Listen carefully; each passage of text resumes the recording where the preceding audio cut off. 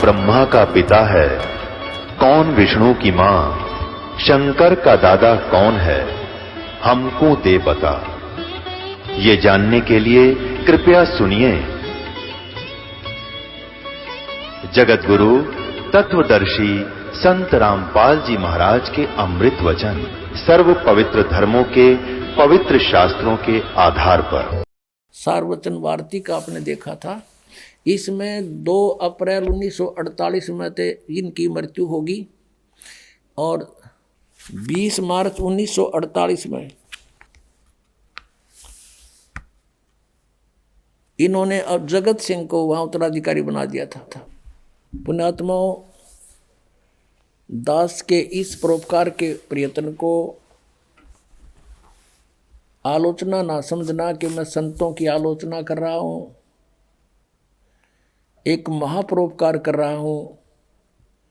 ऐसे कर रहा हूं कि जैसे एक बार किसी ने नकली नोट छाप लिए थे 500 के, सरकार को पता चला तो उसको मीडिया के माध्यम से, समाचार पत्रों के माध्यम से, टेलीविजनों के माध्यम से दोनों नकली और असली को साथ साथ दिखाया था और ये बताया था कि ऐसे लक्षण वाला नकली है, ऐसे लक्षण वाला ओरिजिनल है।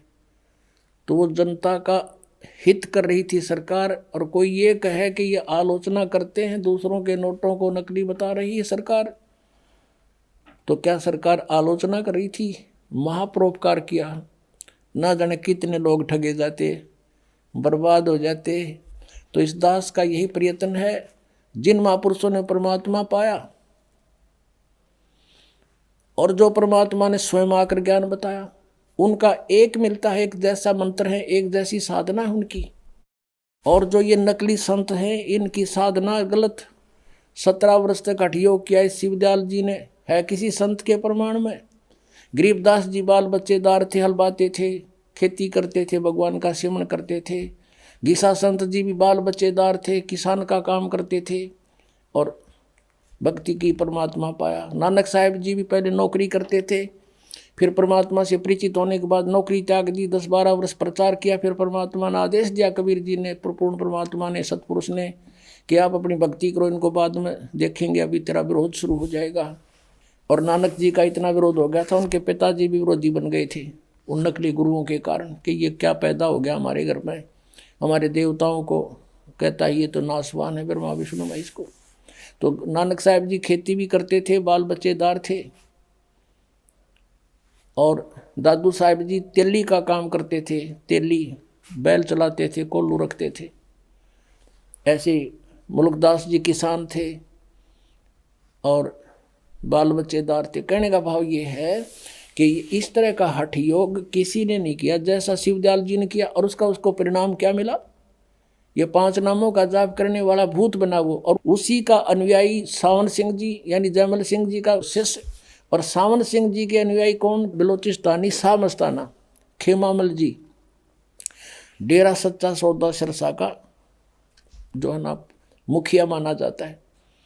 और उसको सावन सिंह का भी आदेश नहीं, नाम 3 बदल लिए, सतपुरुष और अकाल मूर्त और शब्द स्वरूपी राम। यूँ कहने के लिए कि जनता न्यू ना कहेगी काल के नाम जप रहे हो तुम, ये नाम जप। उनसे क्या रिजल्ट हुआ इसका? बलोचिस्तानी शाह मस्ताना, फाउंडर ऑफ द सच्चा सौदा सिरसा, उसके प्रवर्तक का क्या बना? अब दिखाता हूँ, देखो। यही पुस्तक है सतगुरु के परमार्थी कृष्णों के वृंतांत, पहला भाग है। और इसके लिखने वाले कौन हैं? जो वर्तमान में सच्चा सौदा सिरसा के गद्दी नशीन हैं, परम हजूर महाराज श्री गुरमीत सिंह जी। अब देखो, पृष्ठ 31 है ये। बेपरवाह जी वहाँ के एक प्रेमी की कार में बैठकर और पहाड़गंज में एक डॉक्टर की दुकान पर चले गए। वो बीमार हो गए थे, ठंड लग गई थी उसको। पीछे काफ़ी लंबा वर्णन है, हम थोड़ा सा सुनाएंगे आपको। आप जी के साथ सिरसा शहर का प्रेमी गोविंद, मदान और 3-4 और प्रेमी थे। अब आगे चलते हैं। इतने में डॉक्टर ने हुक्म के अनुसार बेपरवाह जी के इंजेक्शन लगा दिया और उसके साथ ही आप वहीं बेंच पर लेट गए।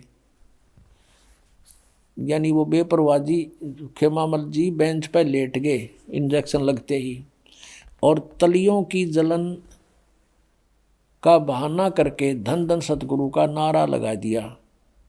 अर्थात 18 अप्रैल 1960 को सुबह 10:15 पर अपना पंच भौतिक शरीर छोड़ दिया, छोड़कर अनामी देश में जा समाये। इंजेक्शन रिएक्शन हो गया इसका, और इंजेक्शन रिएक्शन से मृत्यु होगी 10 मिनट में इसकी, और वहाँ से इसको उठाकर फिर अनामी देश में जा समाये।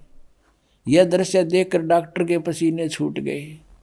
वह भौचक्का रह गया कि अब क्या होगा, बाबा जी के अनुयायियों से बर्बाद कर देंगे, उस पर कत्ल का इल्ज़ाम लगाकर अदालत में सज़ा करवाएंगे। उसे अब कुछ भी नहीं सूझ रहा था, वह अब क्या करे। अब ज़्यादा ना पढ़ें, बाकी तुम पढ़ लियो, लेकर इनके पास बहुत मिल जाएंगे। इसमें और बहुत ऐसे रहस्य हैं इनके, ये सारे 92 हो कमरे। बाद में सतनाम सिंह जी की हिस्ट्री दिखा दूँ इनकी। लास्ट में इनके ऑपरेशन हुआ, पता नहीं वहाँ बम्बई में ले गए, टांग में दर्द हो गया, उसके को 20 डॉक्टरों को दिखाया, फिर हार्ट में डिफेक्ट हो गया, वाल में डिफेक्ट हो गया, जयपुर ले गए, फिर बम्बई ले गए, फिर वापस लाए, और फिर काफ़ी दिनों तक ये ऐसे ही अपना दुखी होकर शरीर छोड़ कर गए।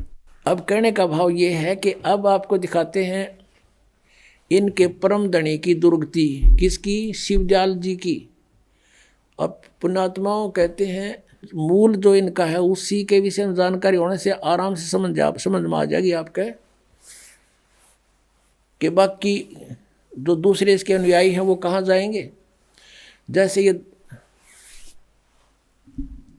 एक जय गुरुदेव पंथ है मथुरा में, और वो भी आगरा से शिवदयाल जी के ही शिष्य हैं, शिष्य के शिष्य ऐसे परंपरा। जैसे जयमल सिंह जी ने ब्यास में डेरा बना दिया, और उसने जय गुरुदेव पंथ वाले ने वहाँ मथुरा में तुलसी साहिब बोल रहे हैं उसको, उनका शुभ नाम तुलसी साहिब, वर्तमान में जो वहाँ बैठे हैं गद्दी पे मथुरा में।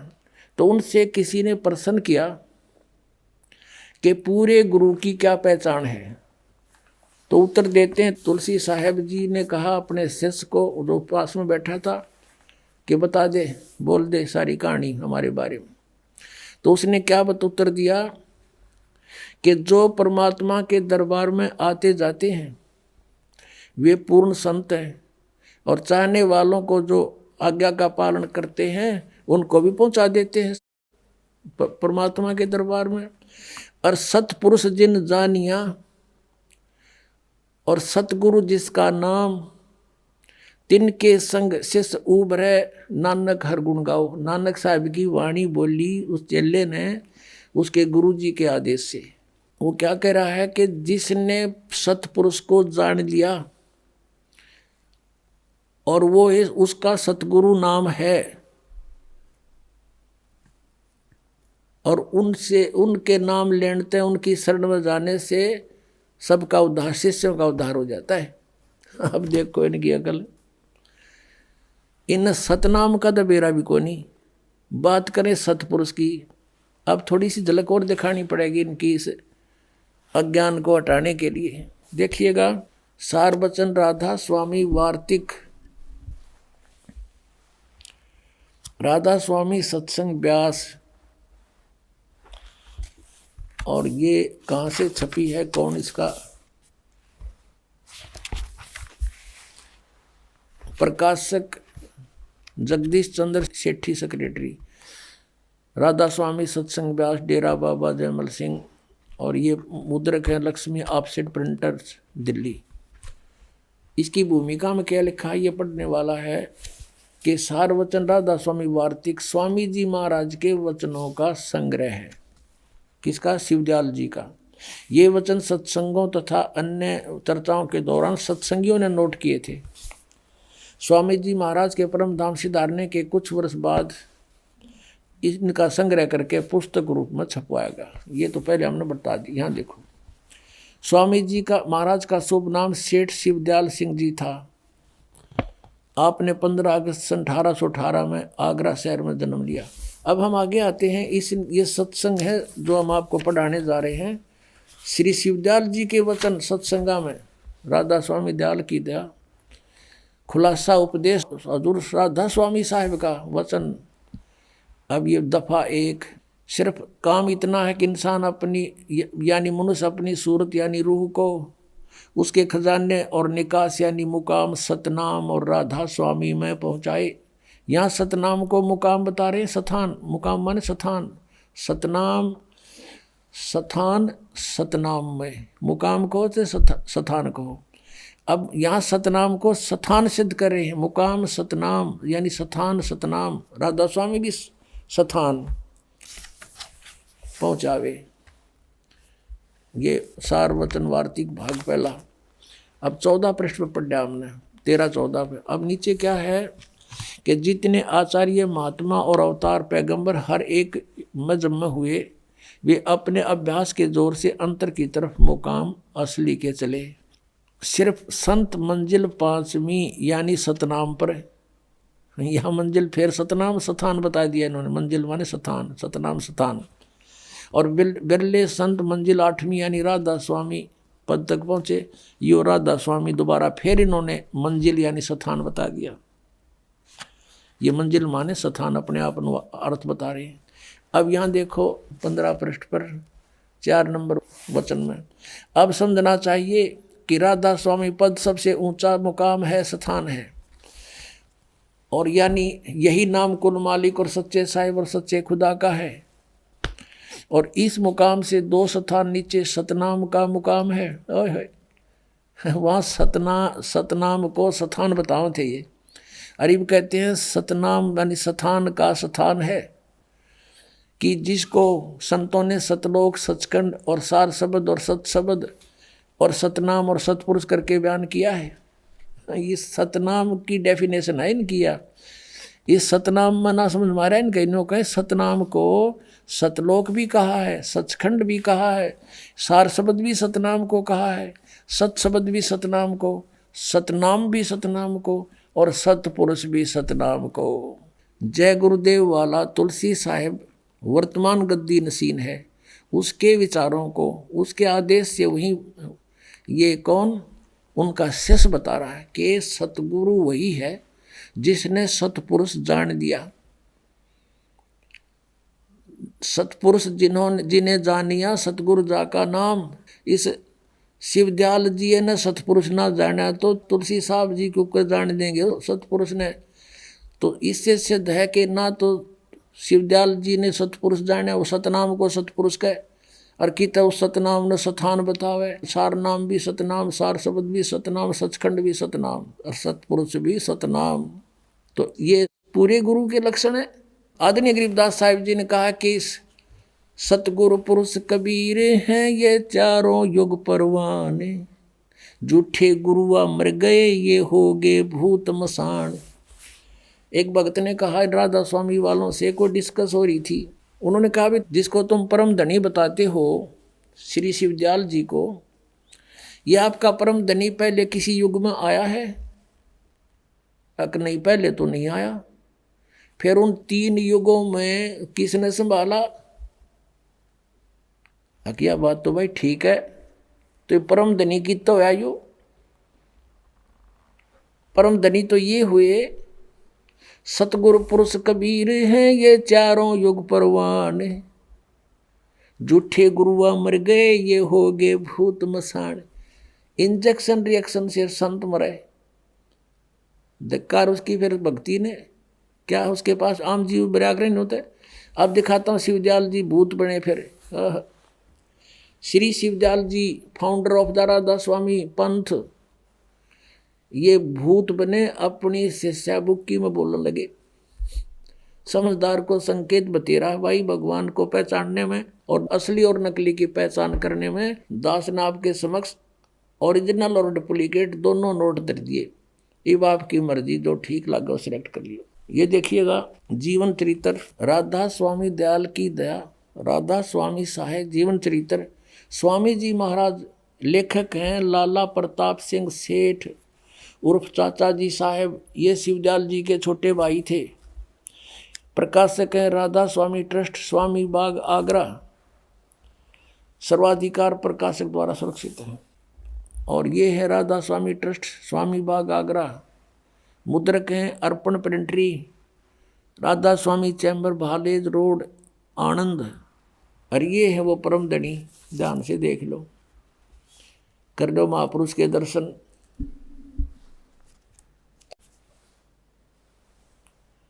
ये है परम पुरुष पूर्ण धनी अजूर स्वामी जी महाराज। अब देखो इसके हम चलते हैं प्रश्न नंबर। इनका कोई गुरु नहीं था पहले तो, ये स्पष्ट करते हैं। ये देखिएगा जीवन चरित्र स्वामी जी महाराज का है 28 पृष्ठ पे। स्वामी जी महाराज का कोई गुरु नहीं था और न किसी से उन्होंने परमार्थ का उपदेश लिया। अब गुरु बिन माला फेरते, गुरु बिन देते दान, गुरु बिन दोनों निष्फल है, पूछो वेद पुराण, ये परमात्मा का आदेश है, देखना इसकी क्या दुर्गति हुई। अब आते हैं पृष्ठ 78 पे। पृष्ठ 78 पर जीवन चरित्र। अब 71 नंबर वचन है इनके। गीता कैसे वचन है, 125 वर्ष 150 वर्ष से चल रहे हैं ये, न्यू के न्यू ना सोचियो कि ताज़ा बने आई हो। अब बुक्की जी का कि जो शिब्बो जी की छोटी बहन थी, थोड़ा सा हाल लिखा जाता है। यह शिब्बो जी के कुछ अरसे बाद स्वामी जी महाराज के चरणों में आई थी। जब इन्होंने कुछ दिन सत्संग किया और वचन स्वामी जी महाराज के सुने और वे वचन हृदय में समा गए, तब इनके प्रेम की हालत अजीब थी। जब स्वामी जी महाराज वचन या अर्थ पोथियों का करते तब इनकी आंखें सुर्ख अंगारा सी हो जाती थी। इस बुक्की में पहले भी भूत था। ये भूत प्रवेश प्राणी के लक्षण होते हैं और आंसू बार बार टपकते रहते थे। बहुत देर तक यानी घंटों तक उन वचनों का नशा बना रहता था। जब स्वामी जी महाराज कथा से फुर्सत पाकर हुक्का पीते थे, या और कसर रहेगी परम धनी की, हुक्का पीते थे या अभ्यास का रस लेते थे या कथा करने बैठते थे, तो बुक्की जी महाराज के चरणों का अंगूठा मुंह में रखे हुए घंटों चरणामृत का रस लेती रहती थी। और जब कोई मत्था टेकने के वास्ते हटाना चाहता तो वे चरण नहीं छोड़ना चाहती थी। तब मत्था टेकने वाले से कह दिया जाता था कि तुम दूसरे चरण पर मत्था टेक लो और उस प्यासी को मत हटाओ। अब ये राधा स्वामी वाले ये भी कहा करेंगे पूरे गुरु की भी पहचान है, वो मत्था ना टेकवाता। हरियो थारा परम धनी भी मत्था टेकवा था।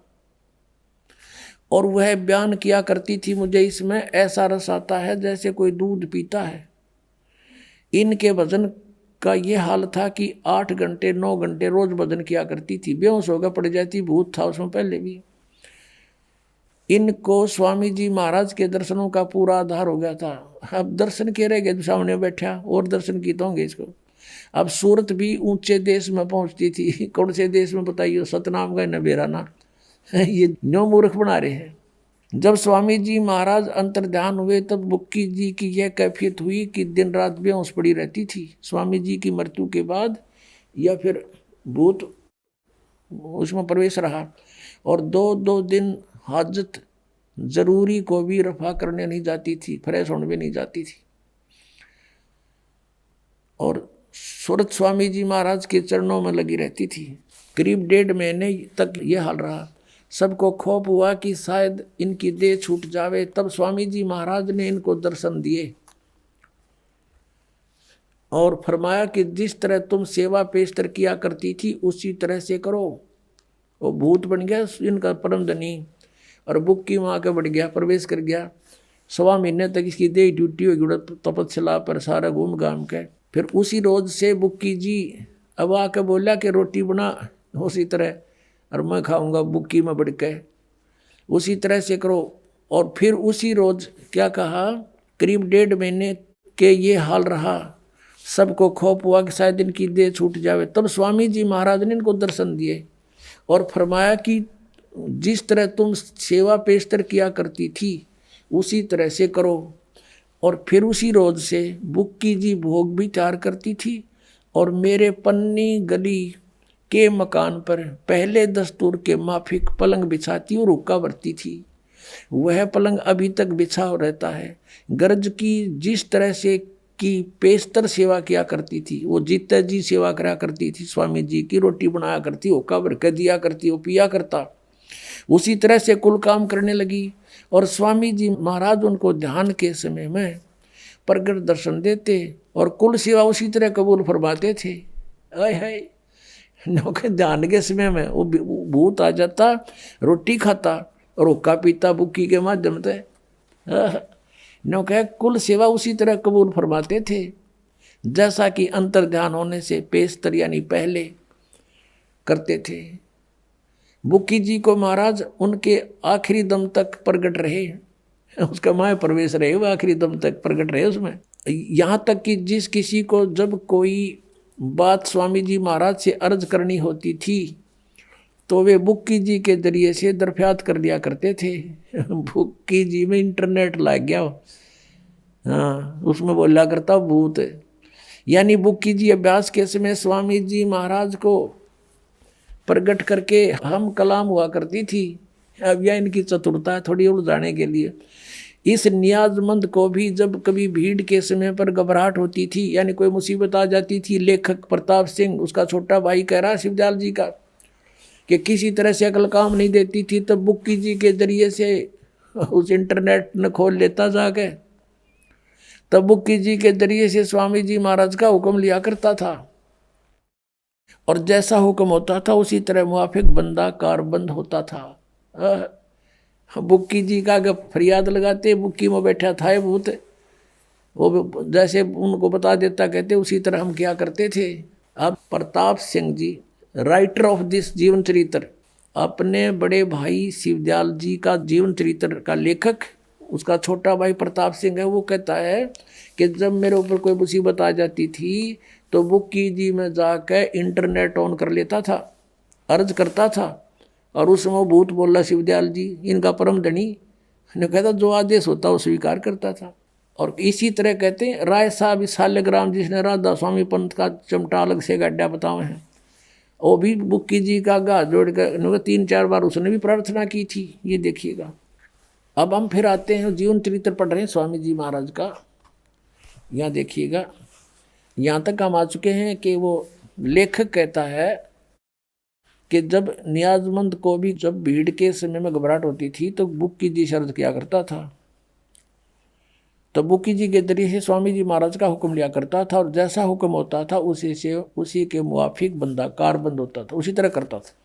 इसी तरह से राय साहब ने ये साल्यग्राम बोल रहे हैं जिसने भी मौज की थी, बुक्की जी के जरिए से 2-4 बार हुक्म हासिल किए थे। यानी बुक्की में भूत बोल रहा था शिवदयाल जी और ये उस तो प्रार्थना कर दो कि मैं एंडमेंट पहले की तरह बता देता।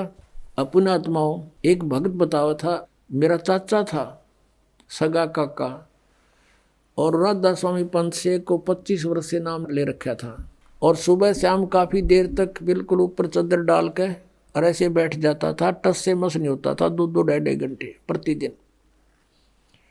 और वो चूरमा का लाड़ा था, चूरमा बहुत खाया करता। उसकी फिर मृत्यु होगी, हुक्का भी पिया करता, बीड़ी बैड़ी पीता था। या तो इनका दादा लाई है शिवजाला हुक्का पीवे इनका। परमात्मा कहते हैं भांग तमाकू छोतरा आफू और शराब कबीर कौन करे बंदगी ये तो करें खराब, अमल आहारी आत्मा कदी ना पावे पार, कह कबीर विचार कर त्यागो इन्हें विचार। और ये हुक्का पीवे। अब क्या हुआ वो बता रहा है कि मेरा चाचा जी की मृत्यु होगी। मृत्यु के बाद अपनी पुत्र वधू में आके बोलने लग गया, वह पड़ जाए बेहोश होके, फिर थोड़ी देर में खड़ा हो उठे और न्यू के मैं तुम्हारा चाचा बोल रहा हूं और चूरमा बनाओ। अब चूरमा बनावे, चूरमा खावे, न्यू के बीड़ी लाओ। वो बीड़ी पीने लगी वो लड़की उसकी पुत्र वधू। अब बड़ा और कई बार जैसे छोटा मोटा कोई ऐसा काम भी बता देता था कि तुम्हारा ऐसे नुकसान हो जाएगा ऐसा कर लो, तो कहते वो हमारा उसने 1-2 बार पहले ऐसा भी बता दिया जिससे हमारी कुछ हानि भी टल गई।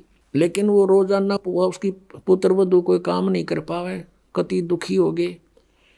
वो उसके माँ पड़ा रहा, वह बेहोश पड़ी रहे। उठा जब चूरमा मांगे के बीड़ी मांगे, और वह पहले बीड़ी नहीं पीती थी, वो चाचा का उसमें प्रवेश हो गया तो बीड़ी भी पीने लगी। और यही दशा बुक्की में प्रवेश शिवदयाल जी की है, उस परम धनी राधा स्वामी जी के पंथ के प्रवर्तक की। बुक्की जी पहला बीड़ी नहीं पीवा थी, उसका नहीं पिया करती, वो उसमें आ गया, चूरमा बना हुआ है आप पर बुक्की के माध्यम से। और पलंग पर बैठ के वो नौका ने उसका भ्रम कि तू आज भी संत है, और चूरमा खा और ऊपर धोखा पीवा, गरुड़ गरुड़ बुक्की पीवा, वो भीतर भूत बैठा उसमें। अब वो बता रहा था कि हमने आपका नाम ले लिया, यहाँ देखा बहुत सुख हो रहे हैं, तो हम उसको भी लाए, उसकी पुत्र वधू को उन्होंने उपदेश लिया। अब उस चाचा तो पीछा छूटा भूत तय, अब पता नहीं कहाँ गया वो। तो पुण्यात्माओं, दास आपको को अपनी तरफ से बात बना कर नहीं कह रहा, उन महापुरुषों के विचार व्यक्त कर रहा हूँ कि जिन्होंने भगवान पाया उनको उन्होंने कौन से मंत्र जाप किए। और ये 5 नाम जाप करने वाले और 3 नाम वो सतपुरुष, अकाल मूर्त, शब्द स्वरूपी राम आदि ये नाम जाप करने वाले इंजेक्शन रिएक्शन से मृत्यु, और ये भूत बनकर बुक्की में प्रवेश हो गया। समझदार को संकेत बहुत है पुण्यात्माओं। दास का उद्देश्य ये नहीं है कि मैं कोई किसी लालच में आपको ये उनसे अलग करना चाहता हूँ, लेकिन मेरी ड्यूटी लादी परमात्मा ने साची कहने की। और इसमें जरा भी झूठ हो तो आओ सामने, कोई बताओ मुझे कि दास ने एक शब्द भी आपके ही इतिहास से बाहर कुछ बोला हो तो। और फिर भी कोई नहीं मानता है तो उसका दुर्भाग्य ही होगा। अब क्या बताते हैं, चातुर प्राणी चोर हैं, मूड मुग्ध हैं ठोठे, संतों के नहीं काम के, इनको दो गल जोट।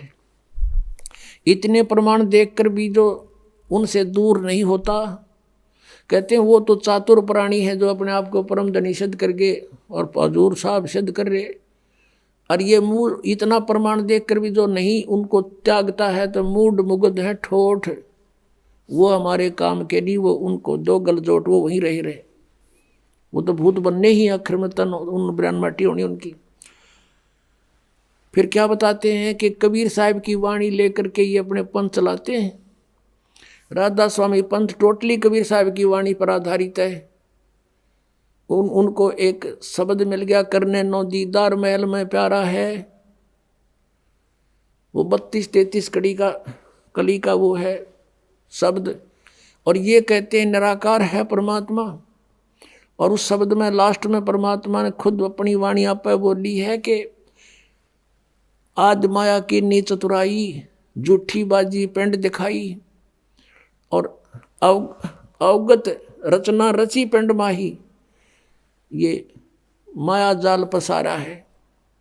अब आप जी को थोड़ा सा हिंट देते हैं कि राधा स्वामी वालों की पुस्तक में शब्द लिखा है करने नो दीदार महल में प्यारा है, और उन्होंने उसका अनुवाद भी किया हुआ है श्री सामण सिंह जी ने। और फिर भी ये कहते हैं सतलोक सचखंड के अंदर परमात्मा है नहीं, निराकार प्रकाश ही प्रकाश है। आत्मा वहाँ ऐसे मिल जाती है जैसे बूंद समंदर में। और परमेश्वर की वाणी पढ़ते हैं और फिर भी इसका अनुवाद गलत करते हैं, और फिर अपनी सिद्धांत को उसी को सत्य मानते हैं। परमात्मा की वाणी के विपरीत उनका विधान है। देखिएगा क्या बताते हैं।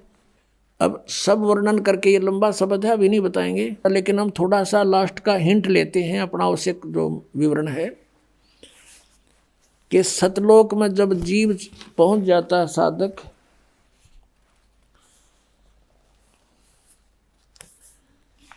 तो वहाँ क्या होता है कि 16 बानु हंस को रूपा। कबीर साहब तो बता रहे हैं कि जो सतलोक में 3 मंत्र का जाप करके 2 अक्षर का वो सतनाम और 1 अक्षर का आदि नाम, इस नाम का जाप करके जब साधक इस कमाई से वहाँ पहुँच जाता सचखंड में, वहाँ इस जीव का 16 सूर्यों जितना प्रकाश हो जाता इसके अपने शरीर का। 16 बानु हंस को रूपा, बीना सत बजे अनूपा, अंसा करत चंवर सिर भूपा। वो सतपुरुष दरबारा है। वहाँ जाने के बाद जीव इस आत्मा का, इस जीव का हंस रूप हो जाता है, 16 सूर्य जितना उसका रोशनी बन जाती है, और वहाँ भूप यानी अपने राजा, अपने परमात्मा के ऊपर चंवर करता है वहाँ जाकर के प्राणी।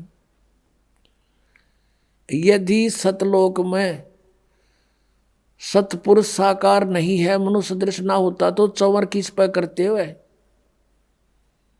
परमात्मा ने अपना भेद बता रखा है, इनके अज्ञानियों का समझ में भी ना, या वाणी भी ना समझी राधा स्वामी जी के गुरुआ ने। षोडश भानु हंस को रूपा, बिना सत धुन बजे अनुपा, अंसा करत चंवर सिर भूपा। अर्थ वो सतपुरुष दरबारा है, वो सतपुरुष का दरबार है, स्थान है। कोटि भानु उदय जो हुई, यानी सतपुरुष के एक रोमकूप में करोड़ सूर्य उदय हो रहे हों, एते ही पुनचंद खलोई, इतने ही चांद चंद्रमाओं की रोशनी दोनों की मिला दे तो भी कहते हैं पुरुष रोम सम एक न हुई। सतपुरुष के एक रोमकूप के बराबर भी उनकी शोभा नहीं है, इतनी करोड़ सूर्य करोड़ चंद्रमा की।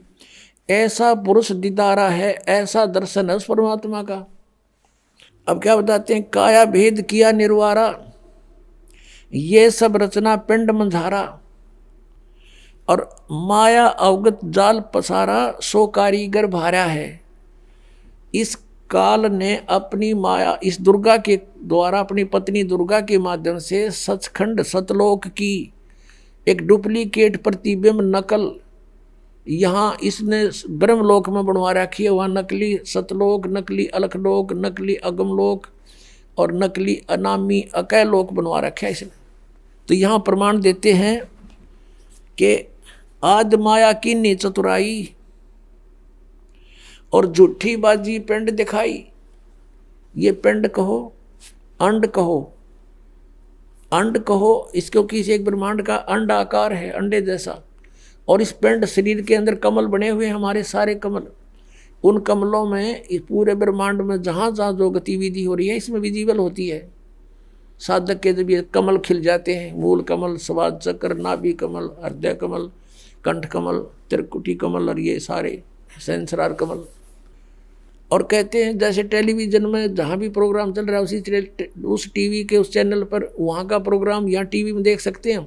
ऐसे ही शरीर के अंदर इस ब्रह्मांड की जो भी है ब्रह्मांड का वो देख सकते हैं। ये धुन सुनते हैं, इस पिंड में, शरीर में धुन सुनो। और परमात्मा कहते हैं इस अंड और पिंड के पार स्वदेश हमारा है। हमारा सतलोक तो, सचखंड तो इस पिंड और अंड से पार है। तो वह धुन इसमें कैसे सुनेगी? इसमें जो भी सुन रही है सब काल की धुन सुन रही है, नकली सतलोक की, नकली सचखंड की, और वही सुगंध उठ रही है नकली इनकी यहाँ की। जैसे आदरणीय गरीबदास साहब ने कहा है कोई परले पार का जो भेद कहे जनकार का, उस असली धुन का कोई भेद बतानिया है यहाँ पर। उस परले पार कोई पहुँचा है, ये सतनाम मना समझ में रहे इनके। सतनाम सतपुरुष भी सतनाम, सार शब्द भी सतनाम, सतनाम भी सतनाम और सार शब्द भी सतनाम, सतलोक भी सतनाम, सतपुरुष भी सतनाम। क्या इन्होंने परमात्मा पहचाना? कहते सतपुरुष जिन जानिया सतगुरु जा का नाम। तो ये सतगुरु भी कौन है? उन्हें सतपुरुष जाना ही नहीं। ये निराकार बताओ, और परमात्मा कहते हैं वह साकार है। अब क्या बताते हैं, शब्द विहंगम चाल हमारी, और कहे कभी सतगुरु दी तारी, खुले कपाट शब्द जनकारी। पिंड और अंड के पार स्वदेश हमारा है। इस पिंड और ये ब्रह्मांड, इससे पार है हमारा सचखंड। और ये न्यू कहे हुआ परमात्मा है कोई नहीं। ये धुन सुनो, इसमें ये काल की धुन है सारी। अब गरीबदास साहब ने बताया है कि कोई है रे परले पार का, जो भेद कहे जनकार का। कोई है रे परले पार का, जो भेद कहे जनकार का। वाह रही गोरख, वाह रही दत्त, वाह रही दरु प्रहलाद। अर्थ वार माने उर्ली साइड में, इधर ही रहेगी उर्ली साइड में वार, और पार परली साइड में। वाह रही गोरख, वाह रही दत्त। गोरख तो आप जानते हैं, दत्त दत्तात्रेय, और ध्रुव और प्रहलाद कहते हैं इधर ही है इस काल के जाल में। वाह रही गोरख, वाह रही दत्त, वाह रही दुरु प्रहलाद अर्थ, वाह रही सुखदेव, वाह रही व्यास, वाह रही पाराशर प्रकाश, वाह रही दुर्वा सादर वेश, वाह रही नारद सारद शेष, वाह रही भरतरी गोपी चंद, वाह रही सनक सनंदन बंद। वार माने उरले ही साइड में, वार ही इधर ही, वाह रही ब्रह्मा, वाह रही इंद्र, वाह रही सेंस कला गोविंद। 1000 कला का भगवान, यो काल भी इधर ही है। वाह रही शिव शंकर जो शंभ, वाह रही धर्मराय आरंभ। ये तुम्हारा शिव शंकर भी वार ही है, तुम्हारा शंभु, और धर्मराय भी वार ही है। वाह रही धर्मराय धरधीर, परम धाम पहुंचे कबीर। रग यदुसाम अथर्ववेद, परम धाम नहीं लहा वेद। अब चारों वेदों में परम धाम, सतधाम, सतलोक, धूलोक, इन सब का वर्णन है, लेकिन इसके आधार से उस परमात्मा को किसी ने पाया नहीं। ये वेद भी परमात्मा ने ही वेदों में दिलवा रखा, दे रखा है। अलल पंख अगाध भेव, जैसे कुंज सुरती सेव। वार पार थे हाने था, गरीबदास निर्गुण निगाह। अब गरीबदास जी कहते हैं, गरीबदास साहिब जी को परमात्मा मिले, जैसा आपको बताया, सचखंड में लेकर गए, फिर वापस छोड़ा, आंखों देखा हाल लिखा भगवान का। और परमेश्वर ने स्वयं बताया है, अवधू अवगत से चल आया, कोई मेरा भेद मरहम ना पाया। ना मेरा जन्म ना गर्भ बसेरा, बालक हो दिखलाया। काशी नगर जल कमल पडेरा, तहाँ जुलाए न पाया। मात पिता मेरे कुछ नाही, ना मेरे घर दासी। जुल्हे का सुत आन कहाया, जगत करे मेरी आसी। 5 तत्व का धड़ नहीं मेरे, मैं जानू ज्ञान अपारा। सतस्वरूपी नाम साहिब का, ओहे नाम हमारा। अदर दीप गगन गुफा में, ता निज वस्तु सारा। तेरा ज्योत स्वरूपी अलख निरंजन, धरता ध्यान हमारा। हाड चाम लहू ना मेरे, कोई जाने सतनाम उपासी। तारण तरण अभय पद दाता, मैं हूँ कबीर अविनाशी। अब क्या बताया, भगवान ने स्वयं आकर कहा कि अब धू गोरखनाथ से बात हुई थी परमात्मा की, और उसको सिद्धि में भी फेल कर दिया था, उसकी सिद्धि निष्क्रिय कर दी थी। ज्ञान से परिचित कराया, तब समझ गए वो। तब उन्होंने पूछा, आप कौन हो, कहाँ से आए हो? तो स्वयं बताया कि अवधू अवगत से चल आए। अविगत, जिस स्थान को कोई नहीं जानता परमात्मा कबीर जी के अतिरिक्त, उस सचखंड सतलोक से। और मेरा भेद मर्म नहीं पाया, ना मेरा जन्म ना गर्भ बसेरा। मैं बालक बने दिखलाया, बालक बनकर प्रकट हो गया। और काशी नगर जल कमल पडेरा, तहाँ जुलाए न पाया। मात पिता मेरे कुछ नाही, ना मेरे घर दासी। मात पिता मेरे कुछ नहीं, मेरे माँ बाप नहीं है, मेरा जन्म नहीं हुआ, और ना मैंने कोई स्त्री ग्रहण करी, मेरे घर दासी यानी पत्नी नहीं है। जुल्हे का सुत आने कहाया, जगत करे मेरी फांसी। मजाक बना रहे मेरा दानक दानक कह के। कहते थी कोई पिछली इस पुण्यात्माओं के साथ मेरे कोई वचन हुए थे, जिस कारण से मैं इनके घर बालक रूप में आया हूँ। 5 तत्व का धड़ नहीं मेरा। यजुर्वेद अध्याय नंबर 40 के मंत्र नंबर 8 में कहा है कि शुक्रम अकायम सप्रियागात, यानी सबसे प्रथम पूर्ण रूप से सशरीर यानी समर्थ सशरीर परमात्मा है सबसे पहले। और शुक्रम अकायम, अवर्णम असनाविरम अपाप विदम, कबीर मनीषी स्वयंभू परिभू। ओए होए, अब यहाँ ये अज्ञानियों ने एक अकायम शब्द से परमात्मा को निराकार सिद्ध करने की चेष्टा की, लेकिन ये शुक्रम अकायम असनाविरम क्यों लिखे? और फिर स्वयंभू कहा, निराकार है तो स्वयंभू की आवश्यकता थी लिखने की। और अकायम था, अकायम शब्द लिख देते, शुक्रम अकायम असनाविरम अवर्णम। उस परमात्मा का शरीर हमारे जैसे नाड़ी आदि जोड़ जुगाड़ से नहीं बना, और माता के संयोग, पिता के संयोग से, शुक्र से नहीं बना। ये शुक्र में कायम है, शुक्र से बना हुआ वाली काया नहीं है। नाड़ी भी नहीं उस परमात्मा के शरीर में। शरीर हमारे जैसा एक तत्व से बना, नूर से। और वो क्या है? वो कबीर मनीषी, वो कबीर परमात्मा है। मनीषी माने महाविद्वान, तत्वदर्शी संत। मनीषी तत्वदर्शी संत। वो कबीर जी स्वयंभू, स्वयं प्रकट होते हैं। स्वयं प्रकट होना फिर निराकार की तरह का, जो स्वयंभू लिख दिया। और परिभू, सबसे पहले प्रकट पुरुष वो परमात्मा है, और अपनी वाणी का ज्ञान देने के लिए यहाँ प्रकट होते हैं। तो यहाँ क्या बताते हैं? अदर द्वीप गगन गुफा में तान निज वस्तु सारा। गोरखनाथ से कह रहे हैं भगवान, तेरा ज्योत स्वरूपी अलख निरंजन धरता ध्यान हमारा। क्योंकि ये आपने देखा नाथ पंथाले का आलोक निरंजन, हमारे गांव में था एक नाथों का डेरा है अभी भी, वो बाबा आया करता है नुकारता आलोक निरंजन। अब हमने के बेरा था काल ले आंडा है, ये पता चलिया आंधे काल का नाम ले अलख निरंजन आटा गालियो माई। तो ये इस अलख निरंजन ने सुप्रीम पावर मान रहे हैं। परमात्मा कहते हैं तेरा ज्योत स्वरूपी अलख निरंजन धरता ध्यान हमारा। हाड चाम लहू ना मेरे, मेरा शरीर हाड चाम से नहीं है। और कोई जाने सतनाम उपासी, यानी मेरे से परिचित व्यक्ति ही उस सतनाम का जाप करने वाला मुझे पहचान सकता है। और तारण तरण अभय पद दाता मैं हूं कबीर अविनाशी। अपनात्मा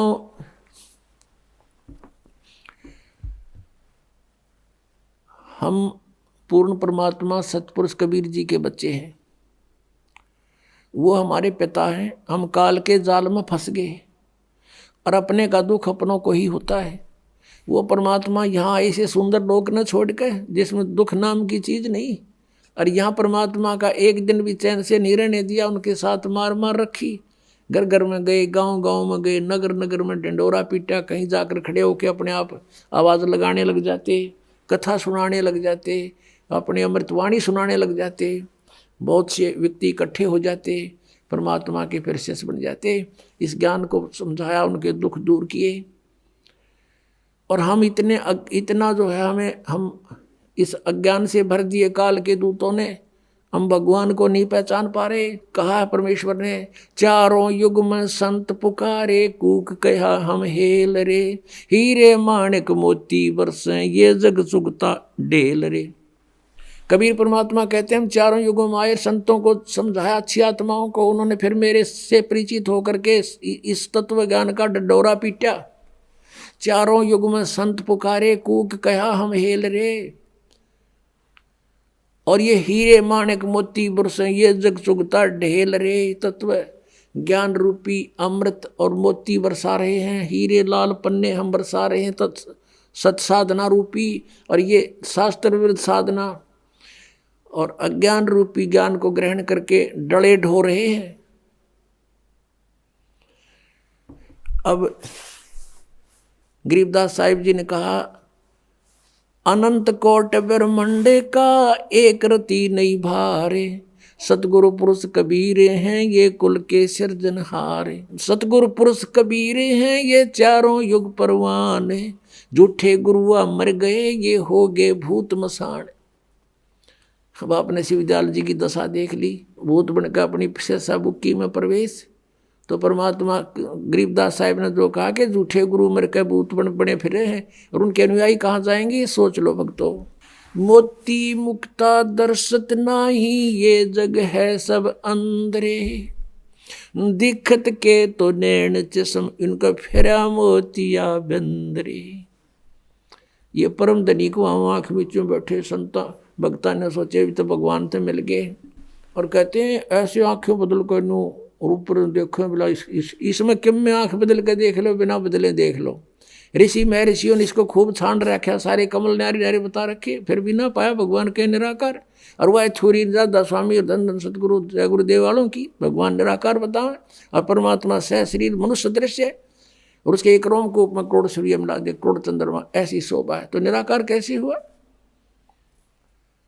तो यहां भगवान बताते हैं, समझा है तो सिर धर पाओ, बहुर नहीं रे ऐसा दाव। समझा है तो सिर पर पाँव धर लो और आ जाओ सतलोक का सर बरवाड़ा में, छुटवा लो पीछा। बोलो सतगुरुदेव की जय। परम पिता परमात्मा पूर्ण ब्रह्म सारी सृष्टि के रचनहार कबीर परमेश्वर जी हम सभी आत्माओं के जनक हैं, ये हमारे पिता हैं। इन्होंने आकर हमें ज्ञान कराया कि आप यहाँ के रहने वाले नहीं हो, जिस स्थान को जिस लोक को तुम अपना मानते हो ये आपका नहीं है, आपको यहाँ विवश करके रोका हुआ है। यहाँ 21 ब्रह्मांड का जो स्वामी है, प्रभु है, जिसको तुम ब्रह्म कहते हो, ये ज्योति निरंजन काल है, इसको श्राप लगा हुआ है 1 लाख मानव शरीरधारी प्राणियों का नित आहार करने का। और उसी उद्देश्य से इसने आप जी को यहाँ विवश करके रोका हुआ है। अपनी स्वार्थ पूर्ति के लिए आप जी को यहाँ झूठे लालच में यहाँ बांध रखा है।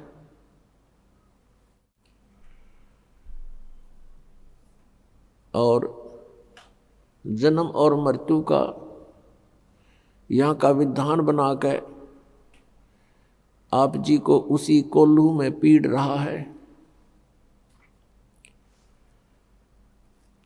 पुण्यात्माओं, अपनों के लिए अपने ही दुखी होते हैं। यहाँ आप देख रहे हो क्या दुर्दशा है प्रत्येक प्राणी की। किसी को कोई कष्ट है, किसी को कोई कष्ट है। मनुष्य जीवन प्राप्त प्राणियों का ये हाल है।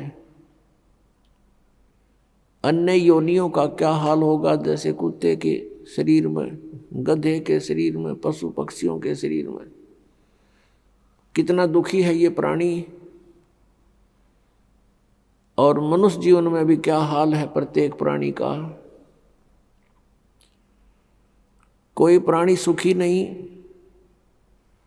इस दुख को हमने सुख मान लिया। इस दुख के अंदर थोड़ी सी राहत किसी को है, उसी को हम सुख मान बैठे। इसके लिए परमात्मा कबीर देव जी, कबीर साहब जी कहते हैं कि झूठे सुख को सुख कहे, ये मान रहा मनमोद, ये सकल चबीना काल का, कुछ मुख में कुछ गोद। परमात्मा कहते हैं कि सभी काल आहार है ये जो इस 21 ब्रह्मांड में आपको उत्पन्न किया हुआ है। अपनी उदर पूर्ति के लिए ये सब कुछ किए हुए हैं। आप जी इसके आहार हो। जैसे कसाई बकरे पालता है, उसका उद्देश्य क्या होता है उन बकरों को सुविधा देने का? अपनी रोजी रोटी और स्वयं आहार करना।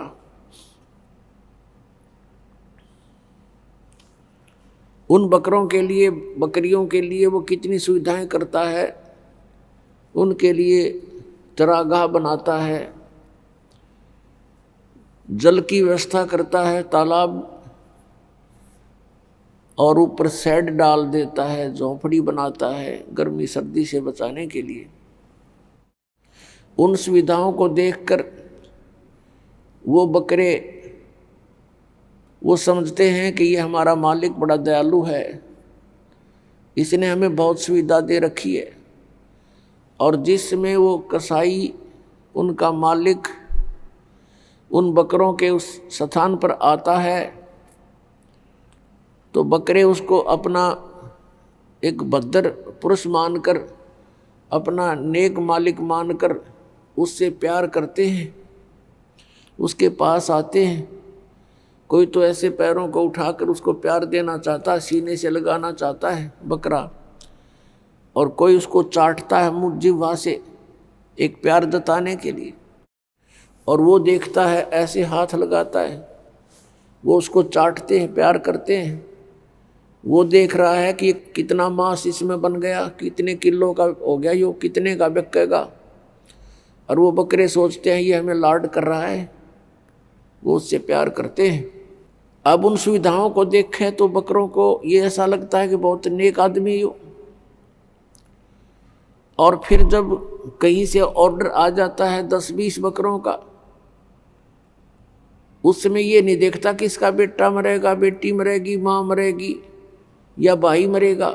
वो तो लेकर लाठी और हाँक लेता है उसको, किसी का बेटा मरो आओ, चाहे किसी की बेटी, चाहे माँ या भाई या बहन,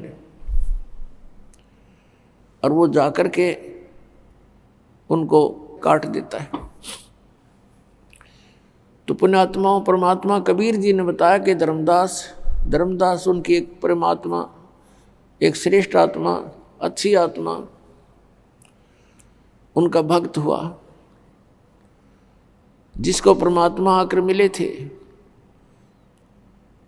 एक विधान है परमात्मा का, परमेश्वर का, जो वेदों में भी वर्णित है, और वो लीला ऐसी करते ही हैं, और वेद भगवान की ही गुणगान करते हैं। वेदों में लिखा है कि वो परमात्मा ऊपर ध्रुवलोक के तीसरे पृष्ठ पर, तीसरे स्थान पर विराजमान है, तीसरे मुक्ति धाम में रहता है, वहाँ से गति करके नीचे आता है, श्रेष्ठ आत्माओं को मिलता है, उनको ज्ञान बताता है, यथार्थ ज्ञान देता है। उसी उद्देश्य से परमात्मा धर्मदास साहिब जी को मिले थे। एक बहुत ही अच्छी आत्मा परमात्मा की खोज में भटक रही थी। परमात्मा आकर उनको मिले, तब उनसे कहा था कि धर्मदास, जिसको तुम पूज रहे हो ये काल है। गीता जी अध्याय नंबर 11 के श्लोक 32 में स्वयं कहता है, मैं काल हूं, सबको खाने के लिए आया हूं, और तुम फिर भी इसी की पूजा कर रहे हो, सर्प को दूध पिला रहे हो। फिर परमात्मा ने बताया कि धर्मदास, जैसे आप जी देखते हो कि यहाँ कितनी सुविधाएं दे रखी है काल भगवान ने, कितनी बड़ी पृथ्वी है, इस पर कितने अच्छे मेवे लगे हैं, मेवा, काजू, किशमिश, फल लगे हैं, सेब, संतरे, और कनक, गेहूं, चना, बाजरा, ज्वार, मकई, और फिर कभी वर्षा हो जाती है, झरने बह रहे हैं, दरिया बह रही है, नीचे जमीन में शीतल जल, मीठा जल भर रखा है। इन सुविधाओं को देखते हैं, शीतल हवा चल रही है, सूर्य उदय हो रहा, अस्त हो रहा है। इन सुविधाओं को देखते हैं तो ऐसा लगता है कि कितनी अच्छी सुविधा हमें भगवान ने दे रखी है। तो इस दृष्टिकोण से तो हम सोचते हैं बड़ा दयालु है ये भगवान, जिसने हमारे को इतनी सुविधा हमें दे रखी है, कितना ध्यान रखा हुआ हमारे प्रत्येक व्यवस्था का, प्रत्येक व्यवस्था को कितना अच्छी तरह हमें दिया हुआ है, कितनी अच्छी व्यवस्था कर रखी है, सब सुविधाएं प्रदान कर रखी हैं। लेकिन उस समय हम भूल जाते हैं, किसी का बेटा मर गया, किसी की बेटी मर गई, एक्सीडेंट में पूरा परिवार का परिवार दुर्घटनाग्रस्त होकर के समाप्त हो जाता है। तो कहाँ गई फिर इसकी दयालुता?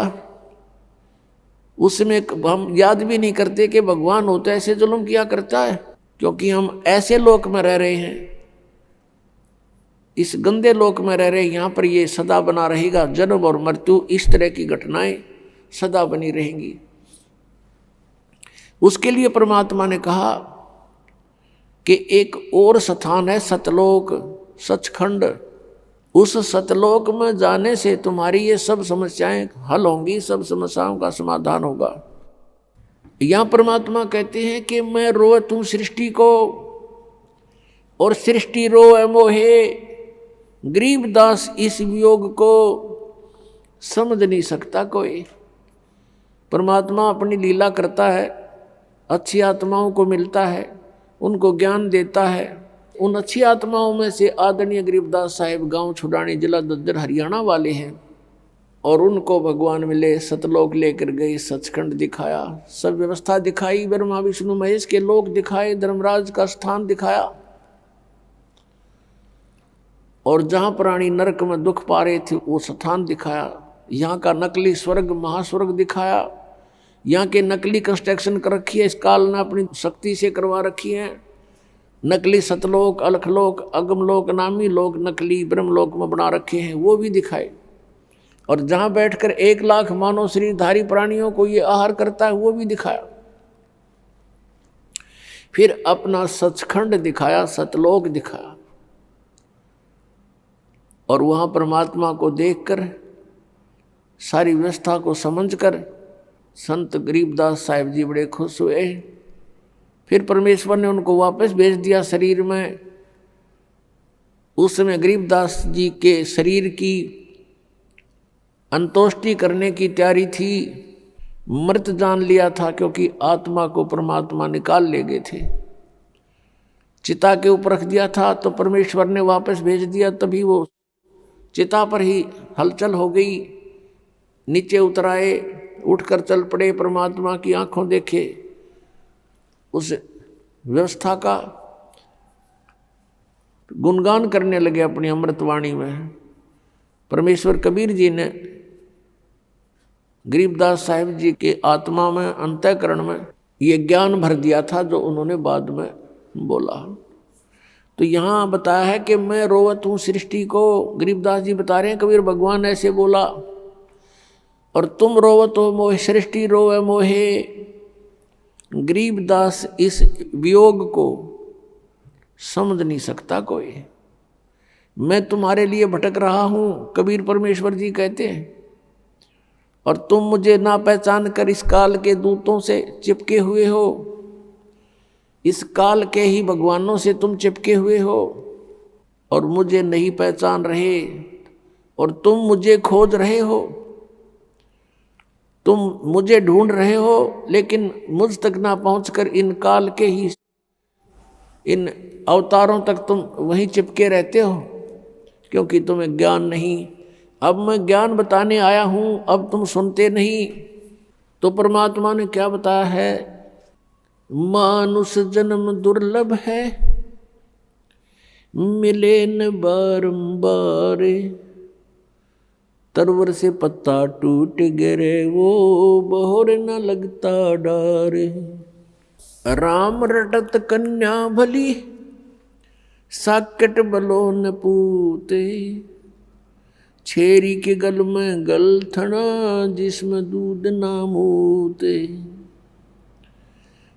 राम रटत दारी दर भलो, टूटी घर की छान, वो कंचन महल किस काम के, जहाँ भक्ति नहीं भगवान।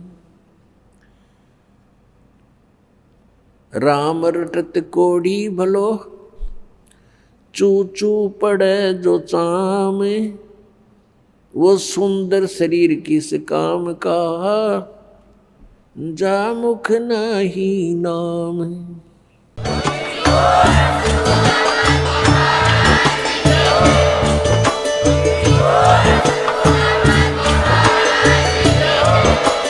आप सुन रहे थे जगत गुरु तत्वदर्शी संत रामपाल जी महाराज जी के मंगल प्रवचन। अधिक जानकारी के लिए विजिट कीजिए हमारी वेबसाइट www.jagatgururampalji.org। संत रामपाल जी महाराज जी के शुभ आशीर्वाद से पूरे विश्व भर में 500 से भी ज्यादा नाम दीक्षा केंद्र हैं, जिन पर संत रामपाल जी महाराज जी द्वारा ऑनलाइन निःशुल्क नाम दीक्षा दी जा रही है। अपने नजदीकी नाम दीक्षा केंद्र का पता करने के लिए संपर्क करें 8222880541।